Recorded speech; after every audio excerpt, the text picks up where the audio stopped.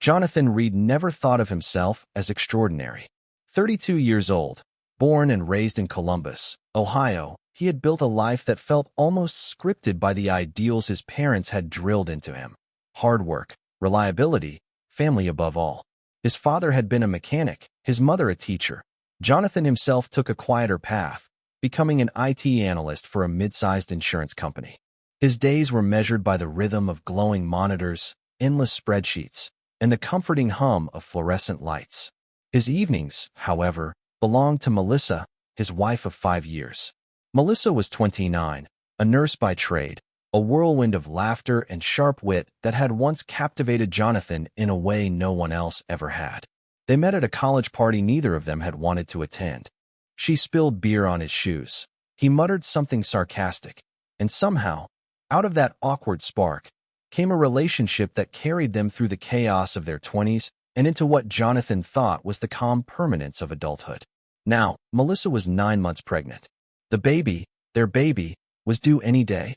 Jonathan imagined the future constantly. Midnight feedings, sticky hands tugging at his tie before work, soccer games on Saturdays, family road trips with juice boxes littering the back seat. He felt nervous, yes, but more than that, proud. This was the life he had built brick by brick, and Melissa was the center of it all. Yet beneath that pride lived a thread of insecurity. Jonathan wasn't blind. Melissa had always been magnetic, drawing people to her with an ease that Jonathan couldn't replicate. She laughed louder, lived freer, spoke her mind without hesitation. Jonathan, on the other hand, was quieter, slower to open up, often lost in thought when Melissa wanted action. Their friends teased them about it. The nurse who lights up the room and the IT guy who hides in the corner.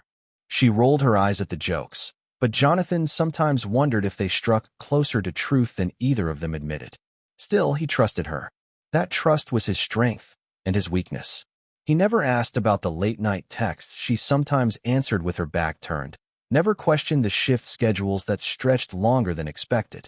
When he came home and found her phone face down on the counter, he swallowed the flicker of doubt and reminded himself, "She's my wife.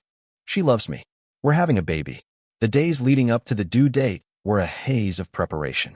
Jonathan painted the nursery walls a pale sky blue, assembled a crib that took far too long, and folded impossibly tiny onesies into neat stacks.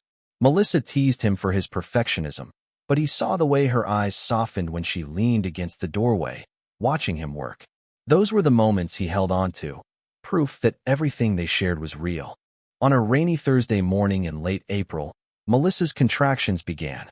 Jonathan rushed her to Riverside Methodist Hospital, his hands trembling on the steering wheel as she breathed heavily beside him. The world outside blurred in streaks of gray and red tail lights. Jonathan felt an odd calm settle over him. This was it. The moment everything in his life had been leading toward. At the hospital, nurses whisked Melissa into a room, attaching monitors, offering reassurances. Jonathan stayed at her side, clutching her hand, wiping sweat from her forehead, whispering words of encouragement. He barely believed himself. Hours crawled by. The contractions worsened. Melissa cursed him, cursed the pain, then clung to him with desperation. Jonathan thought he had never loved her more than in that moment, when her strength seemed both fragile and immense. By evening, Melissa was exhausted, drifting in and out of shallow sleep. Jonathan's parents arrived, buzzing with excitement, carrying a thermos of coffee and a bag of sandwiches. They insisted he take a break, eat something, regain his strength. Reluctantly, he agreed. Melissa squeezed his hand weakly, murmured, "Don't be long," and drifted back into a restless doze. Jonathan stepped out into the cafeteria, leaving behind the antiseptic smell of the maternity ward. The cafeteria was nearly empty, just a handful of tired families hunched over styrofoam cups. His father patted his back, told him how proud he was. His mother reminded him to breathe, to be patient. Jonathan nodded, half listening, his mind still upstairs with Melissa. He wolfed down a sandwich, sipped bitter coffee, and after 20 minutes, excused himself to return. The elevator ride back to the maternity floor felt endless. Jonathan tapped his foot, checked his watch, rehearsed the words he wanted to say when Melissa finally brought their child into the world. He pictured holding the baby, introducing himself, as Dad. His heart swelled at the thought. When he stepped off the elevator, the hall seemed quieter, almost reverent. A nurse smiled at him, pointed him toward the nursery. "Congratulations, Mr. Reed," she said warmly. His chest tightened with anticipation as he walked down the corridor, palms sweating. Through the glass, he saw rows of bassinets, each with a tiny bundle inside. A nurse wheeled one toward him, swaddled in a pale blanket. Jonathan's heart thudded painfully. The nurse lifted the baby carefully and placed him into Jonathan's arms. The world went silent. The child was impossibly small, his face scrunched, his fists curled. Jonathan felt tears sting his eyes. "Hey there," he whispered hoarsely. "Hey, buddy. I'm your dad." Then his gaze drifted downward. The hospital-issued ankle bracelet glinted under the fluorescent lights. Printed in neat black letters was the baby's identifier. "Baby Collins." Jonathan froze. Collins, not Reed. His throat closed. His mind scrambled for logic, for explanation. A clerical error, maybe. Some kind of mix-up. But the name hammered into his skull with every beat of his racing heart. Collins wasn't random. Collins was a name Jonathan knew. It was Melissa's ex-boyfriend. And at that moment, as the newborn shifted in his arms, Jonathan felt the world he had built, his marriage, his trust, his future, tilt on its axis. Jonathan Reed stood frozen in the maternity ward corridor, the newborn trembling in his arms. The tiny bracelet glared up at him like a cruel joke, its black lettering impossible to ignore. "Baby Collins." For a few seconds, he couldn't breathe. The word gnawed at him, unraveling everything he had clung to for the past 9 months. His throat tightened, his fingers numb as he nearly lost grip of the child. "Is everything all right, Mr. Reed?" the nurse asked gently, noticing the way his face drained of color. Jonathan forced a tight smile, the kind that cracked at the edges. "Yeah," he croaked. "Yeah, just a little overwhelmed." The nurse nodded knowingly, mistaking his panic for awe. First-time dads usually are. She touched his arm softly and walked away. Jonathan glanced down at the baby again. The child blinked, lips pursing in a soft, unconscious grimace. Jonathan wanted to feel joy, to feel pride, but all he felt was doubt, sharp and poisonous. Collins. The name wasn't random. It belonged to Tyler Collins, Melissa's ex-boyfriend. Tyler, the one she dated for nearly 4 years before Jonathan ever entered her life. Tyler, the one she told Jonathan was a closed chapter. Tyler, the one she'd sworn she hadn't spoken to in years. Jonathan's heart thudded as he remembered the way Melissa had gone quiet whenever Tyler's name came up in old conversations.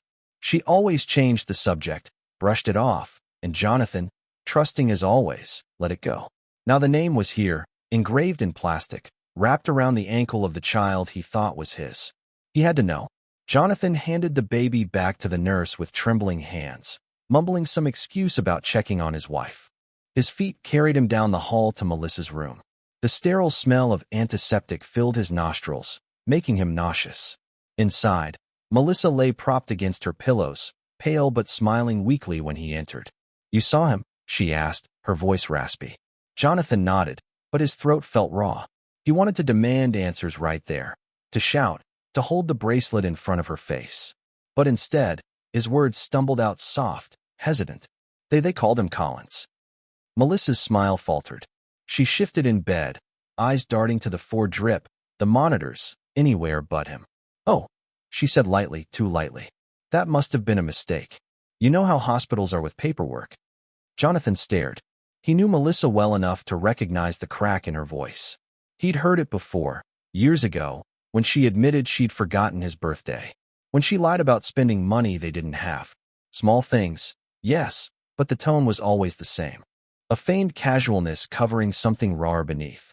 "Melissa," Jonathan whispered, stepping closer. "Why would they put Collins?" Her eyes flicked to his, and then away. "I don't know, John. I was exhausted, in pain, half-conscious. Maybe I wrote it down wrong. Maybe the nurse misheard me. It's not a big deal." Not a big deal. The words felt like acid. Jonathan sank into the chair beside her bed, running both hands through his hair. He wanted to believe her. He needed to believe her. But the seed of doubt that had sprouted in the nursery refused to die. Later, when Melissa dozed off again, Jonathan slipped into the hallway and cornered the nurse's station. His voice shook as he asked, Could you check the paperwork for my son? His ID bracelet says Collins, but our last name is Reed. The nurse scrolled through a chart on her computer, then glanced up with a puzzled smile. That's the name we were given by the mother. Jonathan's stomach lurched. Given by Melissa Reed? Yes, the nurse said calmly. She filled out the form herself earlier today. The hallway spun. Jonathan gripped the counter to keep himself upright. Okay, thanks, he muttered hoarsely, turning away before the nurse could read his face. Back in the dim hospital room, Jonathan sat in silence, watching Melissa sleep. Her face looked peaceful, innocent, as if nothing had happened. But Jonathan's mind churned with questions that refused to settle. Why had she written Collins? Why now, after all these years? Was it just a slip, a cruel coincidence? Or was it something far darker? Images flashed in his mind. Melissa's phone lighting up with an unknown number, her hushed voice in the kitchen, her insistence that he go get food while she stayed alone in the room. 20 minutes. That's all it had taken. He pressed his fists to his eyes, trying to push the thoughts away. Don't go there. Not yet. Don't ruin this night before you know the truth. But the truth was already whispering in his ear, cold and insistent. When Melissa stirred awake, Jonathan forced a smile, asked if she needed water, adjusted her blanket. She gave him a grateful look, unaware of the storm raging inside him. As midnight approached, Jonathan walked the halls of the maternity floor, restless. He paused by the nursery again, staring through the glass at the rows of infants. Somewhere in there, his son, or maybe not his son, slept soundly, tagged with a name that didn't belong. He felt a weight settle in his chest. A choice was forming before him: to accept Melissa's explanation and cling to the fragile comfort of denial, or to dig deeper into the shadows she kept hidden. When he finally returned to Melissa's room, she whispered, "Everything will be okay, John." But Jonathan wasn't sure anymore. For the first time in their marriage, he felt the ground beneath him shift, uncertain whether the life he had built was about to collapse. And deep down, a voice whispered the possibility he dreaded most. What if the baby wasn't his at all? Jonathan Reed didn't sleep the first night in the hospital. He sat in the uncomfortable recliner next to Melissa's bed, staring at the ceiling tiles, replaying the words over and over. That's the name we were given by the mother. Every beep of the heart monitor beside Melissa's bed seemed to mock him, each one a reminder that life was moving forward, even as his world stood still. Melissa shifted occasionally, groaning softly in her sleep. Jonathan studied her face in the glow of the monitors, the curve of her lips, the faint smudge of exhaustion beneath her eyes. For years he had loved that face without question. Now, in the quiet darkness, he wondered if he had ever really known her at all. At sunrise, a nurse wheeled the baby back into the room. Jonathan forced himself to take the child into his arms again, forcing a smile as Melissa reached for her son. But when Jonathan looked at the bracelet, baby Collins, he felt bile rise in his throat. He tried, desperately, to rationalize it. Maybe Melissa had written her maiden name by mistake. Maybe, in her exhaustion, she'd scribbled something nonsensical and the nurses had assumed it was correct. But Collins wasn't her maiden name. It wasn't even close. It was Tyler. Always Tyler. Jonathan had met Tyler once, years ago, by accident. They'd bumped into him at a bar downtown, Melissa stiffening immediately, her laugh too bright, her explanation too quick. Jonathan remembered Tyler's handshake, firm, almost smug, and the way his eyes lingered on Melissa just a second too long. He remembered the sick twist in his gut that night, but Melissa had brushed it off. He's part of the past. Don't make this into something it isn't. Jonathan had believed her. He always believed her. Now he wondered if he had been the fool in the story all along. The second day in the hospital blurred into small talk and forced smiles. Jonathan's parents visited, cooing over the baby, calling him perfect. Melissa's sister stopped by, snapping pictures, asking about names. "Have you two decided yet?" she asked brightly. Melissa hesitated, then glanced at Jonathan. "We're still thinking," she said quickly, changing the subject. Jonathan noticed she didn't offer Reed as an option. That night, when Melissa was in the bathroom, Jonathan picked up her phone from the bedside table. His hands shook as he entered her passcode, one he had memorized years ago but rarely used. The screen lit up with messages. Most were from friends and family, congratulating her. But one thread, marked only by a phone number without a name, was recent. The last message had come just before she went into labor. I'll be there. Don't worry. Jonathan's stomach dropped. He scrolled up, heart pounding. The conversation was sparse, coded. A handful of messages exchanged over the past few weeks. Nothing explicit, but enough to paint a picture. You don't have to do this alone. I'll find a way to see you. Just one more time, then we'll be done. Jonathan's pulse roared in his ears. He shoved the phone back onto the table just as the bathroom door opened. Melissa stepped out, her hair damp, face flushed. She gave him a tired smile, and for a moment he wondered if she could see the truth reflected in his eyes. He couldn't bring himself to confront her yet. Not here, not while the baby slept between them in his bassinet. But the evidence piled higher with every passing hour, and Jonathan felt like a man watching floodwaters rise outside his door. On the third day, Jonathan went to the vending machine in the lobby, his mind churning. That's when he overheard two nurses talking near the station. Tall guy, dark hair, came by late that night. Said he was the father. Didn't even sign in properly. Really? That's weird.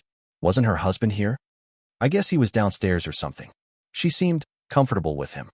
Jonathan's blood turned to ice. He backed away before they could see him, his fists clenched so tightly his nails dug crescents into his palms. So it wasn't just the bracelet. It wasn't just the messages. Someone else had been here. While he was gone. While his wife was supposed to be waiting for him. When he returned to Melissa's room, she looked up from the baby, her expression soft. You okay? She asked. Jonathan forced a smile that felt brittle. Yeah, just tired. Inside, however, he was unraveling. That evening, he couldn't contain it any longer. As Melissa fed the baby, Jonathan sat rigid in the chair, his voice low and sharp. Who was here, Melissa? Her eyes flicked to him, wide and wary. What are you talking about? Don't play dumb, he snapped. The nurses saw someone. A man. Who was it? Melissa's lips parted, but no words came. She blinked rapidly, then said, Jonathan, I don't know what you heard, but… Collins, he hissed, cutting her off. Why is that name on our son's bracelet? The silence between them stretched like a wire about to snap. Melissa's hands trembled as she set the baby back in his bassinet. She opened her mouth, then closed it again, tears welling in her eyes. Jonathan leaned forward, his voice breaking. Tell me the truth. Please, just tell me the truth. But Melissa shook her head, turning away. Not now? Please, John. Not here. Jonathan's chest heaved as he stared at the back of her head, her shoulders shaking with silent sobs.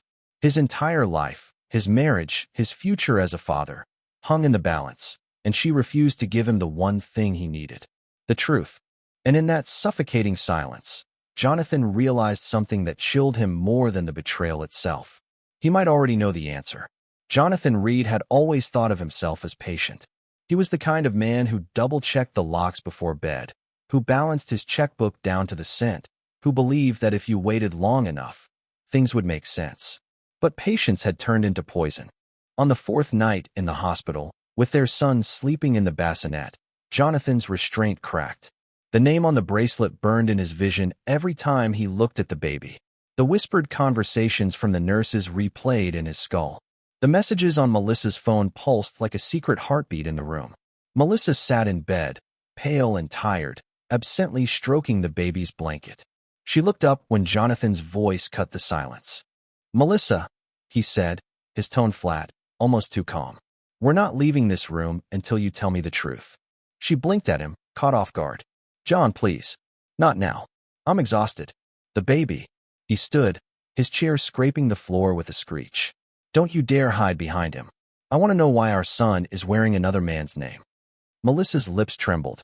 She glanced at the sleeping infant, then at Jonathan, her eyes shining with tears. It's not what you think. Jonathan laughed bitterly. Not what I think. Then explain it to me. Explain why the nurses said someone else was here while I was gone. Explain the messages on your phone. Explain why you would write Collins on a piece of paper when you were about to give birth. Melissa's face crumpled. She pressed a hand to her forehead, whispering, John, I made a mistake. Mistake. His voice rose, sharp and jagged. You don't accidentally invite your ex into a hospital room the night you give birth to my son. Melissa's tears spilled over. I didn't plan it. He called me. He said he wanted to see if I was okay.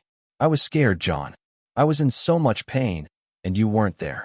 I wasn't there. Jonathan cut her off, his voice raw. I went to get food because your doctor said you needed me to keep my strength up. I was gone 20 minutes, Melissa. 20 minutes, and you. He stopped himself, unable to say the words aloud. Her shoulders shook as she cried. It wasn't like that. It was stupid. It was a moment. He was just comforting me. Jonathan's chest heaved. Comforting you? You let him touch you? Here? In the hospital? While I was downstairs waiting to meet my son. Melissa sobbed harder, covering her face with her hands. I didn't mean for it to happen. I swear, John, it just did. The silence that followed was suffocating. Jonathan stared at her, his heart pounding so violently it hurt. The woman he had trusted with everything, the woman carrying his child, or maybe not his child, had betrayed him in the most intimate, unforgivable way. Is he mine? Jonathan asked suddenly, his voice low, broken. Melissa froze. Slowly, she lowered her hands, her face streaked with tears. Of course he is, she whispered. Jonathan's jaw tightened. How do I know that? Her silence was answer enough. Hours later, when Melissa finally fell into an exhausted sleep, Jonathan sat alone by the window, staring out at the city lights. His son whimpered softly in the bassinet, and Jonathan bent down, lifting the tiny body into his arms. The baby squirmed, his eyes fluttering open. Jonathan studied his face, searching for something, anything, that resembled him. The curve of a nose, the shape of a chin, a trace of himself passed down. But newborns were blank slates, and Jonathan saw nothing but uncertainty. He whispered, "Are you mine?" and felt the words catch in his throat. The next morning, Jonathan stepped out into the hallway and requested paperwork for a paternity test. The nurse gave him a sympathetic look, but didn't ask questions. He tucked the forms into his jacket pocket, his decision made. Back in the room, Melissa looked at him with red-rimmed eyes. "John, please," she said softly. "Don't do this. We can fix it. We can move on." Jonathan stared at her, feeling hollow. "Move on?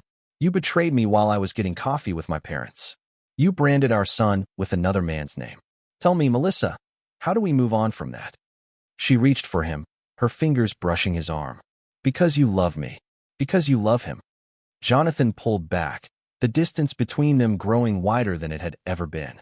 "I thought I did," he said quietly. "But now, I don't even know who you are." Melissa broke down again, her sobs echoing in the sterile room. Jonathan turned away, his gaze locked on the window, his mind already racing ahead to the test results that would decide everything. For years he had trusted her without question. Now, trust was gone, shattered beyond repair. And as Jonathan held the baby in his arms that night, he realized the cruelest truth of all. No matter what the test revealed, nothing would ever be the same again. Jonathan Reed carried his son out of the hospital 3 days later with Melissa by his side, but the moment should have felt triumphant. It should have been the start of everything he had ever wanted. Instead, it felt like the prelude to something grim, like walking out of a courtroom after being handed a sentence you hadn't heard yet. The car seat clicked into place in the back of their aging Toyota. Melissa fussed with the straps, her movements meticulous but shaky. Jonathan stood nearby, watching her but not really seeing her. His mind was still in the hospital room, hearing her voice break as she admitted, "It just happened." When Melissa slid into the passenger seat, Jonathan climbed behind the wheel in silence. The drive home was quiet except for the soft cries of the newborn in the back. The rain had cleared, leaving the roads slick and shining. Melissa reached out once, resting her hand on Jonathan's thigh, but he flinched just slightly, enough for her to withdraw it without a word. At the house, Jonathan's parents were waiting with balloons and a casserole, grinning like children themselves. They hugged Melissa, kissed the baby, and clapped Jonathan on the shoulder with pride. "You did it, son. You're a father now." Jonathan forced a smile, but inside he felt hollow. The words "you're a father" cut him in two. Maybe he was. Maybe he wasn't. The forms in his jacket pocket, the ones for the DNA test, were a silent, looming question that haunted every second. Melissa excused herself upstairs to rest, leaving Jonathan downstairs with his parents. His mother fussed over the baby, rocking him gently, cooing nonsense. His father cracked open a beer and handed one to Jonathan. "You look pale," his father said, eyeing him. "Tired already?" Jonathan nodded mutely, sipping the beer without tasting it. He couldn't tell them. Not yet. Not until he knew. The thought of confessing what Melissa had done, what might be true about the baby, felt impossible. His parents had waited their whole lives to be grandparents. He couldn't snatch that away from them on a suspicion, not until the envelope came. Upstairs, Melissa lay in their bed, staring at the ceiling. Jonathan watched her later from the doorway, the baby asleep in the bassinet beside her. She looked small, fragile, but her fragility didn't soften the anger in his chest. Every time he saw her, he saw Tyler Collins's name printed on that bracelet. The days blurred. Sleepless nights, endless crying, feedings at odd hours. Parenthood was supposed to unite them, but instead it pushed them further apart. Jonathan did his part mechanically, changing diapers, rocking the baby when Melissa was too exhausted, pacing the living room in the dead of night. But where there should have been love, there was only distance. He spoke to Melissa in clipped tones, avoided her touch, shut himself in his office under the guise of work whenever he could. Melissa noticed. Of course she did. One night, as she sat feeding the baby, she whispered, "You hate me now." Jonathan froze in the kitchen doorway. He wanted to deny it, to comfort her, but the words stuck in his throat. Finally, he muttered, "I don't know what I feel anymore." Her eyes filled with tears, but she didn't argue. She just nodded slowly, looking down at the baby instead of him. The DNA test weighed on Jonathan like an anchor. He had collected the samples, his saliva, a swab from the baby's cheek, and mailed them off in the prepaid envelope. Now all he could do was wait. The waiting gnawed at him. Every time the baby cried, he wondered whose blood flowed through those veins. Every time Melissa kissed the child's forehead, Jonathan wondered if she saw Tyler's features where he saw nothing but a blank canvas. One afternoon, while Melissa napped, Jonathan picked up the baby and carried him to the nursery. The walls he had painted sky blue now felt like a mockery. He stood by the crib, whispering to the child. "If you're mine," he said softly, "I'll protect you with everything I have. But if you're not," his voice broke. He couldn't finish the sentence. The baby yawned, his tiny fist closing around Jonathan's finger, and Jonathan felt his heart split in two. Melissa grew restless too. She tried to bridge the gap, cooking Jonathan's favorite meals, leaving notes on his desk, slipping into his office with timid smiles. But every gesture only reminded him of what she had done. One night, when she touched his arm and whispered, "Please, let's just try to move forward," Jonathan snapped. "Move forward," he barked. "You slept with another man while I was downstairs with my parents. You gave his name to our son, and now you want me to just forget it?" Melissa flinched like he had struck her. "It wasn't like that," she whispered, tears welling. "Then what was it?" Jonathan demanded. "Explain it to me, Melissa. Because from where I'm standing, it looks like you betrayed me in the worst possible way." She shook her head, sobbing. "I was scared. I was weak. I don't love him, John. I love you." Jonathan turned away, his fists clenched. "Love doesn't look like this." He left her crying in the kitchen, retreating to the nursery where the baby slept. For hours he sat in the rocking chair, staring at the child's tiny face, feeling like he was suffocating. By the end of the second week, friends and family started to notice. Jonathan's co-workers sent gifts that sat unopened. Melissa's sister called, asking why Jonathan sounded so cold on the phone. His mother lingered during visits, watching him with sharp eyes, but Jonathan deflected with muttered excuses.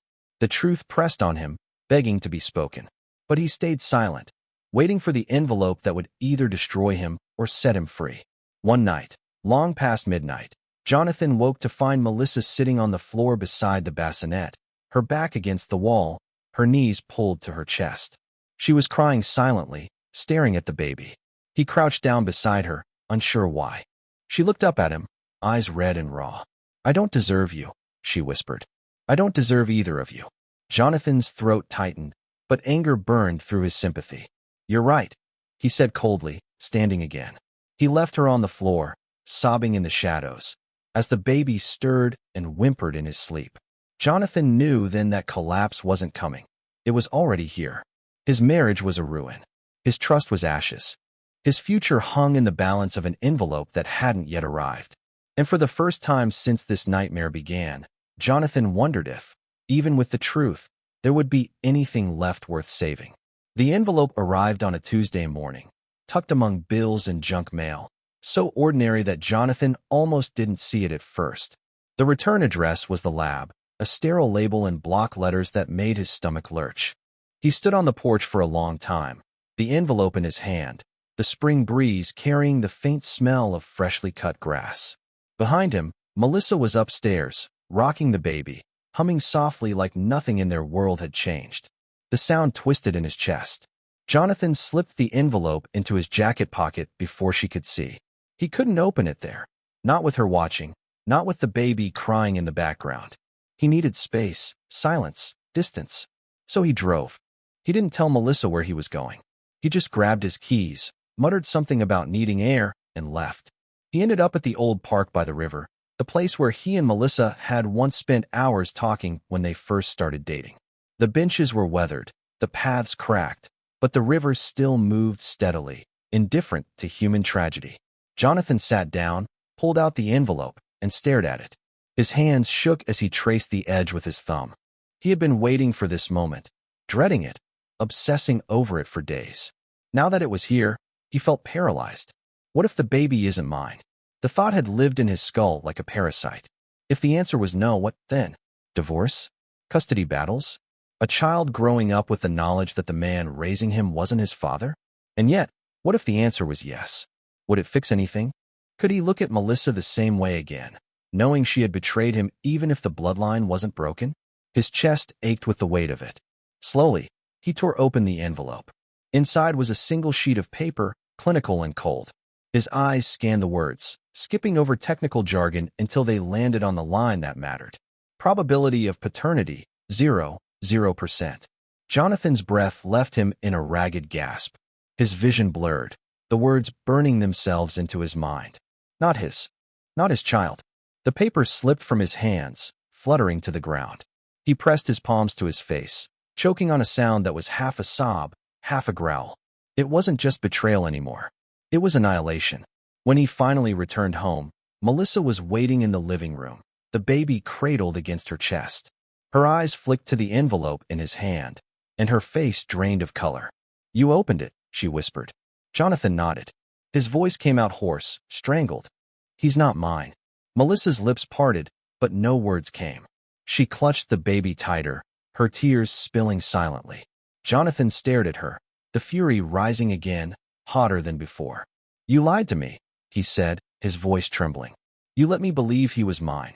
You let me paint the nursery, plan his future, and the whole time, you knew." "I didn't know," she cried, shaking her head violently. "I wasn't sure. I hoped, God, I hoped he was yours.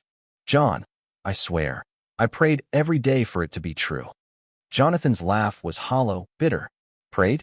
While you were sneaking around with him. While you let him into the hospital room the night you gave birth." Melissa sobbed harder. "It was one mistake. One moment. I don't love him. I love you. Please, John, please don't do this. You're his father in every way that matters." Jonathan's vision blurred with tears of rage. "I'm not his father. The paper says I'm nothing to him." The baby whimpered at her chest, sensing the tension. Melissa rocked him desperately, whispering soothing words, but her gaze never left Jonathan's face. "John," she pleaded, her voice raw, "please don't leave us. He needs you. I need you. We can survive this." "No." Jonathan cut her off, his voice sharp as glass. "We can't. You destroyed us." He turned away, his hands trembling, the walls of their home suddenly claustrophobic. Melissa's sobs echoed behind him as he walked into the kitchen, gripping the counter to steady himself. The paper was still in his hand. He unfolded it again, staring at the cold line of text. Probability of paternity, 0%. His son. No, not his son, cried in the next room, and Jonathan's knees buckled. He slid to the floor, pressing his forehead against the cabinet, silent tears carving down his face. The days that followed blurred together. Jonathan went through the motions of fatherhood, feeding, changing, rocking, because he didn't know what else to do. Melissa hovered around him like a ghost, whispering apologies, begging for forgiveness. He ignored her, his silence a wall she couldn't breach. His parents visited, beaming with pride as they held the baby. Jonathan watched them, feeling sick, unable to shatter their joy with the truth. He smiled weakly, nodded when they said the baby had his nose or his chin, the lies cutting deeper every time. At night, when the house was quiet, Jonathan sat alone in the nursery, the test results folded in his pocket. He stared at the baby in the crib, his tiny chest rising and falling, and felt the war inside him. Part of him wanted to run, to walk out the door, leave Melissa, leave the child, and never look back. The other part couldn't move. The baby's cries still pierced him, still pulled him to act, still made his arms ache to hold him. He whispered once, in the darkness, "You're not mine, but I don't know how to stop loving you." The confession broke him. Melissa tried again and again to reach him. One night she cornered him in the hallway, her voice fierce through her tears. "John, listen to me. You can hate me forever if you want, but don't punish him for my mistake. He didn't ask for this. He's innocent." Jonathan stared at her, his jaw tight. "He's innocent. You're not." "I know," she screamed, her voice cracking. "I know what I did. But if you walk away, you'll regret it for the rest of your life. You'll look back and see his face and hate yourself for leaving." Jonathan turned away, his chest heaving. He didn't answer. The test had given him the truth. But the truth hadn't set him free. It had chained him to an impossible choice, to raise a child that wasn't his, or to abandon everything he had built. Either way, Jonathan knew one thing with certainty. The man who had walked into the hospital a week ago was gone, and whatever was left of him was someone Melissa no longer recognized. Jonathan Reed had always believed that life moved in straight lines. You went to school, got a job, met someone, got married, had kids, grew old together. That was the story he thought he was living. But stories had endings you could predict. His didn't. The DNA results lived in his wallet, folded so many times the edges had begun to fray. He carried them like a wound, unable to throw them away, unable to forget the words, probability of paternity, 0%. Every time he looked at the paper, something inside him twisted tighter. But every time he looked at the baby, small, fragile, blinking up at him with eyes that didn't yet belong to anyone, something softer pushed back. Melissa noticed. She watched him like a prisoner studying her guard, waiting for a sign of mercy or a sentence. She no longer begged the way she had in the beginning. Instead, she moved carefully, cautiously, as though afraid any sudden word or gesture would push him over the edge. Weeks passed. The house filled with the routines of new parenthood, feedings, diapers, late-night pacing. Jonathan went through the motions, but always with the results burning in his mind. Friends came to visit, bringing gifts. His parents stopped by nearly every day, adoring their grandchild, cooing about family resemblance that wasn't there. Jonathan smiled and lied, the effort carving something hollow inside him. At night, the silence grew unbearable. Sometimes Jonathan stood at the crib for hours, staring down at the sleeping child, torn in two. His mind screamed, "He isn't yours. Walk away." But his body betrayed him every time the baby stirred, his arms instinctively reaching, his chest aching with a strange, reluctant love. One night, close to dawn, Melissa woke to find Jonathan gone from the bed. She crept downstairs and found him in the living room, the baby on his chest, both of them asleep in the armchair. She stopped in the doorway, her heart breaking at the sight. Jonathan's face was slack with exhaustion, but his arms held the child with a gentleness she hadn't seen in weeks. For a moment, she thought maybe, just maybe, there was hope. But when Jonathan woke later, his eyes met hers across the room, and she saw nothing in them but a cold distance. By the third month, Jonathan knew he couldn't keep living like this. The walls of the house pressed in on him. The lies to his parents grew heavier each time they visited. The silence between him and Melissa stretched like barbed wire across every room. One evening, after putting the baby down, Melissa found him sitting at the kitchen table, the DNA results unfolded in front of him. "John," she whispered, her voice trembling, "please don't do this." He didn't look up. "Do what?" "Leave," she said. "Take him away from me. I can feel it. You're planning something." Jonathan's laugh was sharp, humorless. "You're the one who planned this. I'm just living in the wreckage." Melissa sank into the chair across from him, tears filling her eyes. "I was weak. I was stupid. But I love you. I love us. Don't let one mistake destroy everything." Jonathan's head snapped up, his eyes blazing. "One mistake? You slept with him in the hospital while I was downstairs. You gave his name to my son. No, not my son. Don't you dare call that a mistake." Melissa sobbed, reaching across the table, but Jonathan pulled his hand back. The paper between them said everything words couldn't. The next day, Jonathan packed a bag. Not much, just clothes, toiletries, a few personal things. Melissa watched from the doorway, clutching the baby, her face pale and broken. "Where are you going?" she whispered. "I don't know," Jonathan said flatly. "And him?" Her eyes darted to the baby. Jonathan hesitated. His throat tightened as he looked at the child in her arms. The baby's tiny hand reached out, grasping at the air, and Jonathan's chest constricted. He wanted to take him.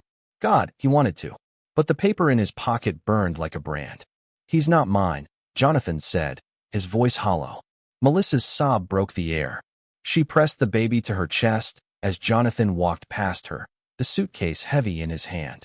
For 3 days, he lived in a motel on the edge of town. The walls were thin, the bed stiff, the silence crushing. He stared at the ceiling at night, listening to strangers through the walls, feeling the absence of the baby's cries. On the 4th day, he returned. Melissa opened the door, shocked, relief flooding her face. "John, I'm not here for you," he said coldly. He walked past her, straight to the nursery. The baby lay in the crib, blinking up at him. Jonathan lifted him carefully, holding him close, breathing in his faint, milky scent. Melissa hovered in the doorway, afraid to speak.